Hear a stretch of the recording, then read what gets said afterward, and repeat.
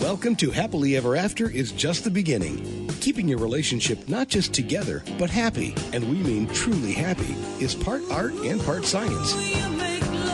You've come to the right place. Here's your host, Leslie Dories. The Good Divorce. Conscious uncoupling. You've heard about them, but are they even possible? A University of Chicago study showed that over time, unhappy adults who divorced or separated were no happier on average than unhappy adults who remained married. And that 2 out of 3 of those unhappily married adults who chose to work things out actually became happier over time. And many parents divorce without fully realizing the true consequences to their children. And that's what I'm going to be talking about today with my guest, Beverly Willett. She is a former lawyer. She is the author of Disassembly Required, a memoir of midlife resurrection, and she is the co-founder of the Coalition for Divorce Reform. So, Beverly, thanks so much for coming on this show and talking about what, unfortunately, is a big topic. Well, thanks for having me. And yes, unfortunately, it's so funny. Years ago, someone said to me, "You're just writing about nothing about divorce. You're going to become the divorce lady." And here it is like 20 years later, and I'm still writing about divorce because I think as Nora Ephron says, divorce is forever. Well, yes. And people think it actually solves problems. And it actually doesn't really, it actually creates more, especially if you have children, because if you have children, you never can completely get divorced. So, it is, and as the child of divorce, part of the reason why I do what I do is to try to help people not have to go through that, because for the most part, it's even if it's the best option, it's still pretty painful. It is. And, it's so funny to just pick up on that quickly. People say, but we're in so much pain and we don't want to keep going through this pain, and it's better not to avoid the pain and whatever. And then they go through the pain of divorce and the pain of all the repercussions and the difficulties. And it's like, why don't you just stop a minute and work hard, work through it, and save everybody, what's the worst of it. We're talking about low conflict marriages, of course. Right. Because that's, I think in our culture, that is the immediate feeling. Oh, if this feels bad and it's hard and I got to suffer a little bit, then it's not good. We put an automatic label on that because I think we misunderstand what happiness is. And frankly, I believe that as adults, we have a very juvenile and a very immature understanding of what happiness is. Oh, I could not agree with you more. And the myth that marriage is about personal happiness, which again, and the truth of the matter is, and I will say this, you can choose to be happy under all kinds of circumstances. And, I'm sure we're going to get a little bit into that. And by the way, happiness is also a fleeting emotion. Nobody's happy all the time. Otherwise, that's just reset back to zero. So yeah, this whole focus on personal happiness. But anyway, so you wrote an article, which is really what I really wanted to talk about today, titled "Not Getting Divorced Could Save Your Marriage," which of course, that sounds like an obvious statement, because it's like, well, okay, but can you explain what you mean by this and why you actually titled your article this? Yes. I guess for a couple of reasons. The first thing is that I was responding to an article in the New York Times, and it was a big splashy article. And it was titled, "A 50-50 custody arrangement could save your marriage." Right. Well, of course, that's a complete non sequitur, because a 50-50 custody arrangement is by definition of divorce. Right. So getting divorced doesn't save your marriage. No. So I guess the first thing that I was doing with the title was I was reacting to the story and doing kind of a riff on that. Mm-hmm. To make it very, very obvious also is that I was flipping it around, and basically what saves your marriage is not getting divorced. Correct.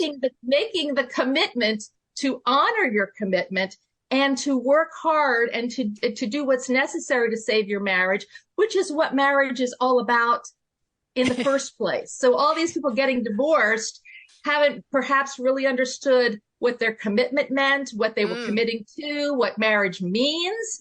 So that's kind of like a threshold thing. So I just kind of wanted to reset and have people say, what?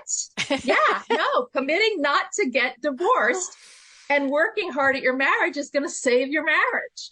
Well, and this is the thing, because this is what I run into all the time. And it's interesting because I just read an article. I think it may have been on Psychology Today, but anyway, it's like, stop using marital therapy as the last stop before an attorney. And I was like, and I have not, and I'm going to be putting that article out there because it was like, oh, she's speaking my language. Because this is what happens a lot of times. People think about getting help for their marriage as some sort of punishment, or, they have to be in this horrible crisis. Well, it's like, the way I look at it, it's like, well, how often do you take your car to get their oil changed? When do you do your annual physicals? Now, I know a lot of people don't do that, but I mean, the thing is, if you don't take care of your car and maintain it, it's going to stop in the middle of the road somewhere, and you're going to be in really bad shape. You don't necessarily want to wait until the last minute, but that's what people do around their marriages. They think, well, it's got to be, everybody says marriage is hard work and it's hard, so we must be doing it right, as opposed to, let's go see if we can figure out how to make this easier and better. Yeah, I mean, go to an expert. It's almost like at the first sight of trouble, let's not let it get worse and worse and worse until it, really is like at the breaking point. Right. Exactly. And I think too, it's just to pick up on that quickly. And that is, I think that there are a lot of people that will say, well, we went to a marriage counselor, as kind of a way of making themselves feel better about making the decision to go ahead and split. Right. Because they'll say, okay, well, we did check in with the marriage counselor. Yes. As if that's like, and that's like, we got the sign off now that we can go ahead with divorce. Right. And quite frankly, as a marriage professional, I really wish I had a magic wand so that all it would take was somebody showing up in my office one time and I tap them on the top of the head with the fairy dust and they could go off. It's not the way that works. And so when when people say that to me, it's like, and how often did you go? Well, 2 sessions. Right. Okay. That's not going to change anything. But you wrote this book, and I've known that your experience with divorce was not good, but I actually think was probably more common than most people's. So would you be willing to share briefly what your experience has been like? Well, it's a very, very long story, but just to shortcut it, I guess, a few months after my ex and I celebrated our 20th anniversary, we had been married for 20 years. We had 2 children. He started having an affair, and literally a few months after the affair, he walked out and never came back and filed for divorce. So we were in divorce. I think it was 5.5 years, close to 6 years before we got the final divorce judgment. And the first several of those years, it's a very long story, but I really wanted to save my marriage. And I was in New York at the time where they did not have no-fault divorce yet. So I literally could defend the wrongful allegations against me, which I did. It happened. But then he moved to New Jersey and was going to file there where they had no-fault divorce.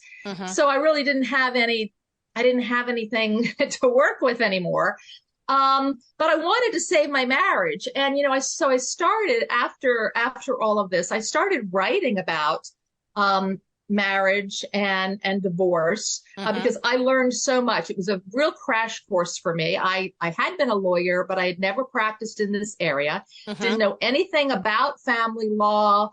Didn't really know any intimate friends who'd been through a divorce, So this was a very rude awakening for me as a lawyer to have the experience in family court where really everybody is pushing for you to get that divorce so that they can move on to the next client or move on to the next case.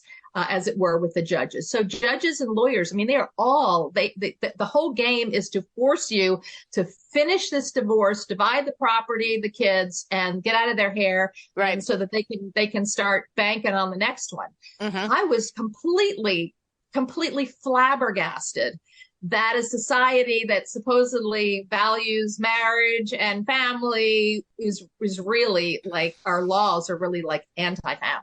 They're anti-family. Right. And yes, I'm sorry.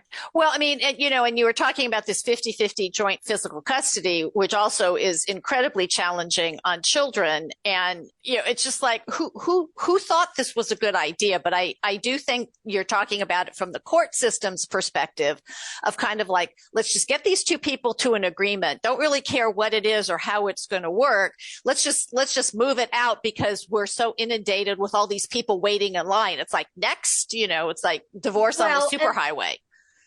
Yes, and that plays into your comment originally about the whole good divorce, mm-hmm. because the standard for custody decisions is supposed to be the best interest of the children. Right. Well, we know from research, we have a body of research now, but we didn't know maybe 50 years ago when the first no-fault divorce statutes were being enacted, what the repercussions were going to be. Mm-hmm. It's clear now. We know we have 50 years of history and research.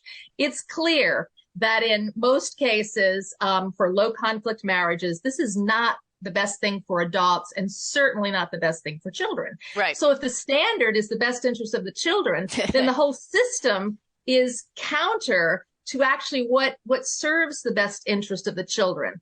But they're still operating under this theory that came about in the late 70s, I guess, early 80s, that, if parents can have a good divorce, they cannot fight too much and they can agree over, how we're going to split up the children's time and who's going to do what and who's going to get what property and whatever, then that is going to further everyone's life. That is going to create a harmonious situation for the adults. The adults are going to be happier because they're going to be relieved of this burdensome marriage that's not making them happy. And as a byproduct of that, what's going to happen is the children are going to be happier because the parents aren't fighting anymore. Right. Oh, really? Right. Well, that is a complete myth.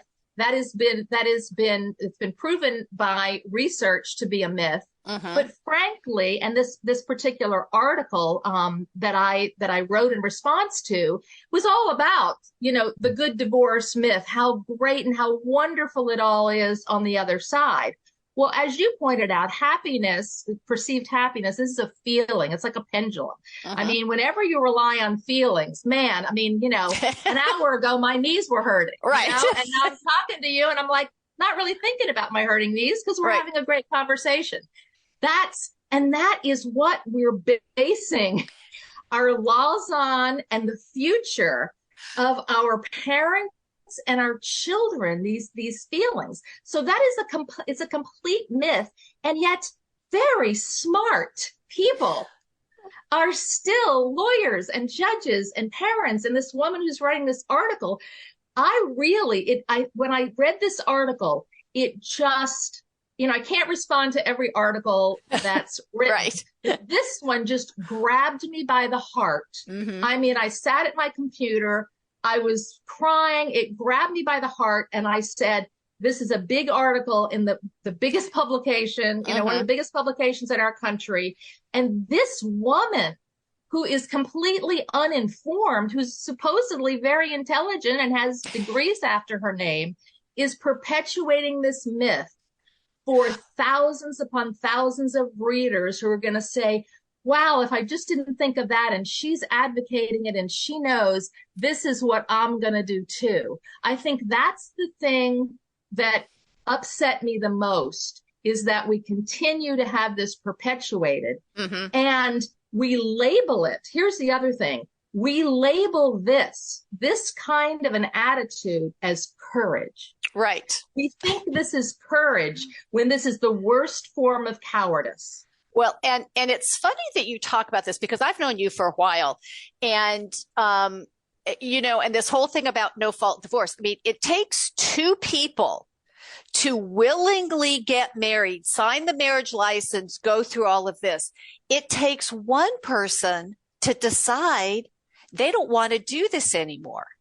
And you described it that, you wanted to save your marriage, but your husband didn't. So that already also puts this lie to this quote unquote good divorce, because only one now, if two people agree or whatever, I mean, I'm still not necessarily saying that maybe that's not the best, that maybe it's still not the best course of action when kids are involved.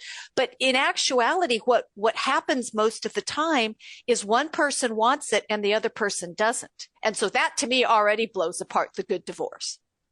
Well, that's true. And you said to me, like, my divorce and what I did find out, writing about my divorce and some of the research that was coming out, is that people would write to me. There are so many people out there experiencing the same kind of thing. Mm-hmm. And they would say, oh my gosh, I went through, this sounds like my story. Mm-hmm. So this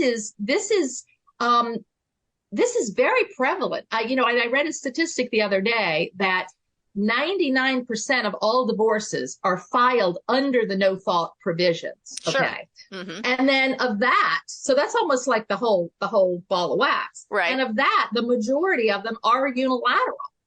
Right. So again, right there, you can't have the good divorce because you've got one person who doesn't want out, who wants to save the marriage. Right.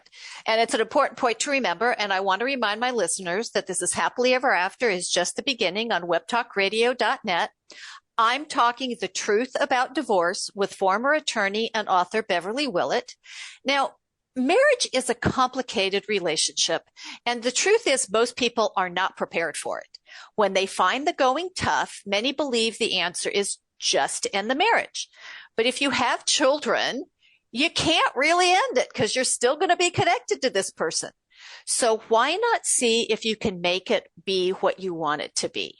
And if you're finding things challenging, but can't imagine not being with your children every day, I invite you to get in touch with me and schedule your free, no obligation 5-star relationship call. You can reach me by phone at area code 919-924-0463. That's 919-924-0463, or by email at Leslie, Lesli, at foundationscoachingnc.com. That's FOUNDATIONS, coaching, N as in Nancy, C as in Charlie.com.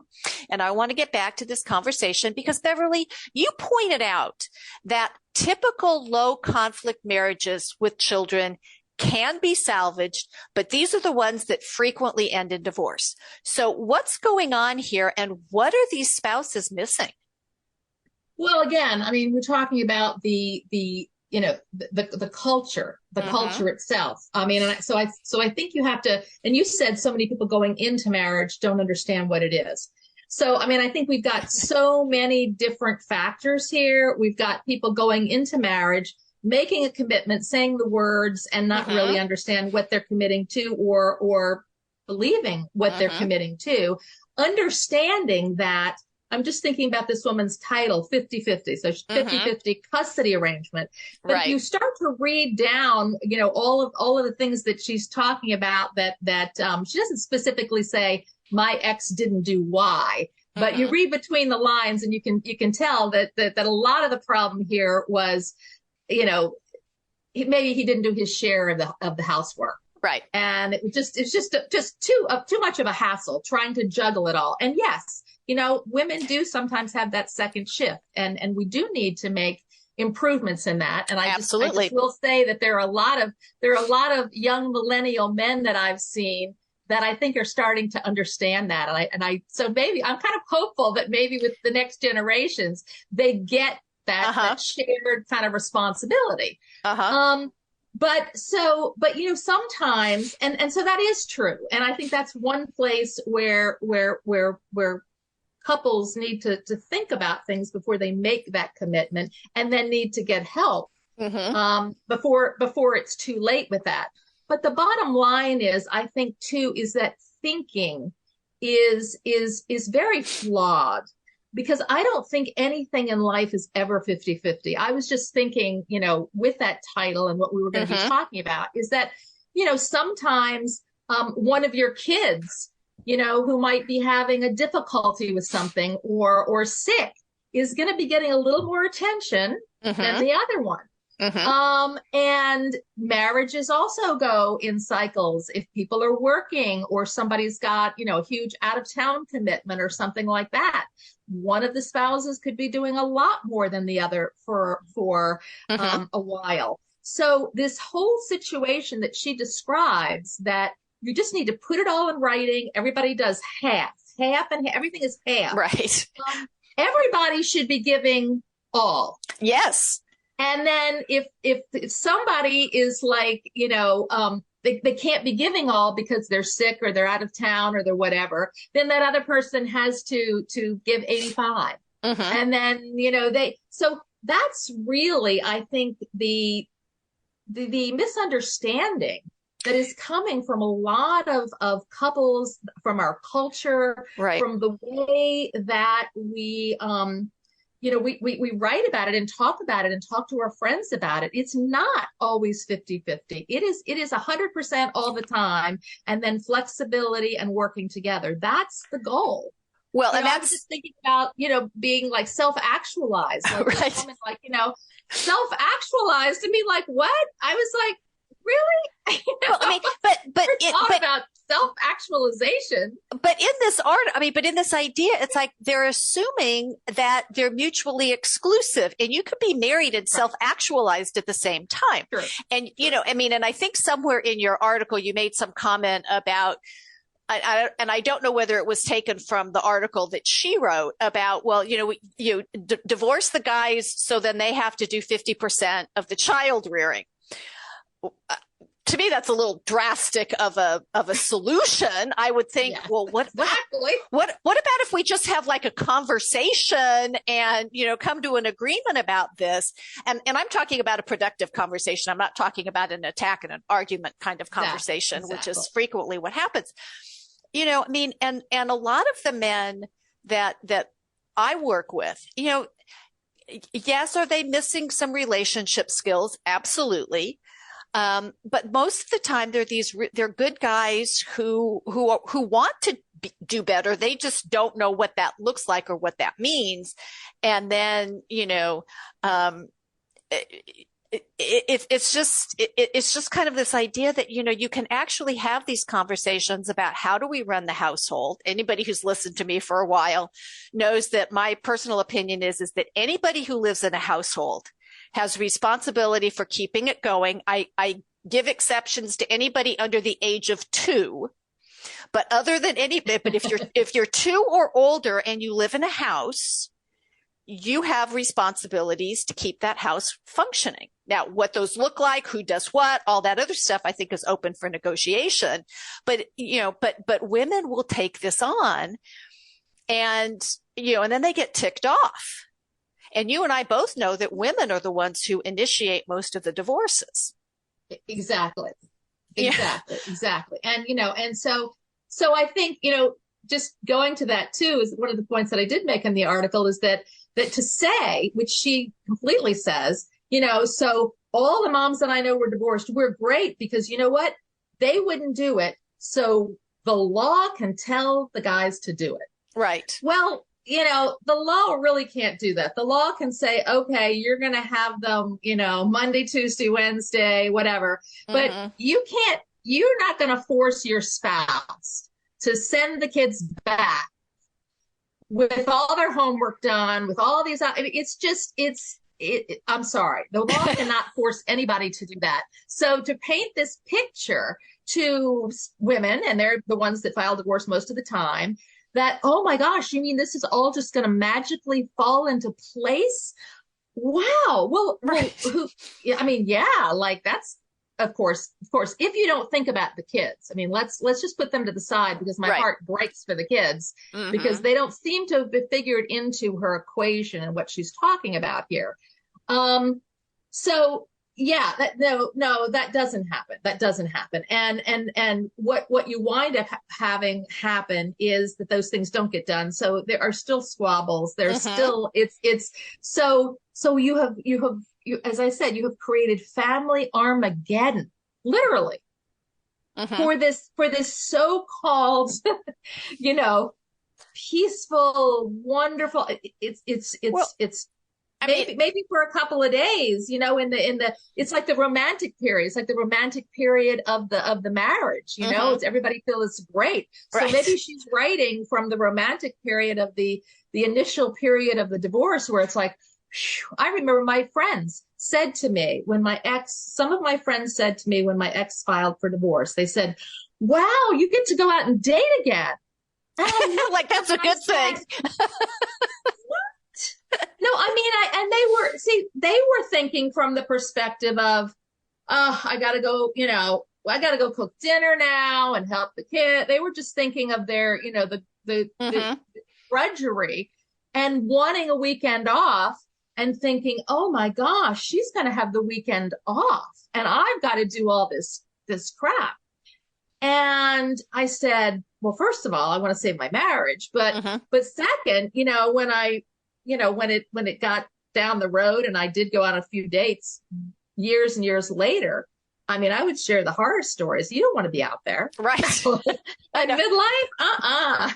Yeah. So maybe, you know, initially people have this view that it's just, you know, that the heaviness, when any heaviness lifts, I mean, it just feels good for a moment. Sure. Let's be honest, but that's pleasure. That's feelings and that's pleasure. That's not, I always used to tell my kids, you know, that, and I think they understand that, because both of them have they're almost graduated from law school, both of them, is that, you know, if something is worth doing, you know, that commitment to it, that hard work, that seeing it through, getting there to the other end. I mean, there's nothing that can replace overcoming a challenge and working through it. It's a great feeling. Well, and I agree. So what is it that you would recommend to these couples who, you know, maybe it's the wife, maybe it's the husband, you know, they're kind of in a rut. Nothing's really horrible. They're not arguing. Maybe they've just grown apart and maybe aren't having, you know, maybe they're living like roommates, but they have kids. What would you recommend instead of heading off to a divorce attorney? Well, you know, when people do write to me, and unfortunately I wasn't able to save my own marriage. So sometimes I feel like, oh, I'm a little challenged, you know, they're writing to me to save their marriage, but I wasn't able to save my own. Which is one of the reasons why I wrote my book, because I wanted people to understand that, you know, they could pick themselves up, and go on, even in the midst of a tragedy. But I do tell people, a couple of things when they do write to me. I know there's a website about marriage-friendly therapists, and I always tell them, find a marriage-friendly therapist. You know, if they're hooked up with the church, you know, that could be a route, but I always give them that website and I say, find a therapist who's not going to just help you split amicably, that's actually cares about saving your marriage. That's the kind of a therapist you want to go to, and go there now. Don't wait. Go there now. And don't rush into it. So I also tell them, don't rush into this, because we used to have very long waiting periods. In the divorce statutes. We don't have long waiting periods anymore. We have very short waiting periods, and divorce has increased. I mean, I think that is a factor in divorce, is that people just want to get it over with. Right. And I think that's very wrong, because as we know from the research, and we know just from common sense, that when you're patient and you get your head clear, and you're not thinking with your feelings and your suffering, that you can have a clearer head about things. So I always say, don't rush into this. Don't listen to your friends. Your friends are just going to, you know, maybe just pat you on the back and say, oh yeah, you deserve better. Okay. That's not the place to go for it. Right. You know, if you're a religious person, pray about it. I mean, that was big for me. And I just, you know, I find that for people too. I say, pray about it. And then I'll always recommend some books. I will always recommend some websites. I will recommend some books so that they can see, especially if they have children, what are the ramifications to their children. They ought to have as much information as possible and really know the facts. Well, and So those are the kinds of things I usually suggest. well, and I so appreciate that. And, and I'm hearing you because, they are in pain. People are in pain and they want the pain to stop. But sometimes what they don't understand is that there's another way to make the pain stop that doesn't involve pulling apart the family. Now, I mean, and then of course that's what I do. I mean, people think, oh, it's got to stay the same or we have to end it. It's like, no. There's this way of taking a look at it. But as you said, we want people not to wait too long for that. I mean, I've had more than one person say, well, when do I recommend that couples, go seek assistance? I said, as soon as they're an established couple. Not necessarily married, but if they're thinking of going that way, people say, do I do premarital counseling? I said, with anybody who's interested in doing it, but most people are so focused on the wedding, they're not thinking about what the marriage means, and they're not prepared for it, and so, and it's like. But I mean, I know you and I are basically on the same page. So Beverly, can you share some of those resources that you advise people on, especially your book, by the way? Well, I mean, I always tell people too about the website of the Coalition for Divorce Reform, because there are so many articles there, and lots of research-based articles. I do some writing for the Institute for Family Studies, and which is the article, this particular article that I wrote. And there's just a wealth of information on that website. I mean, I absolutely love that.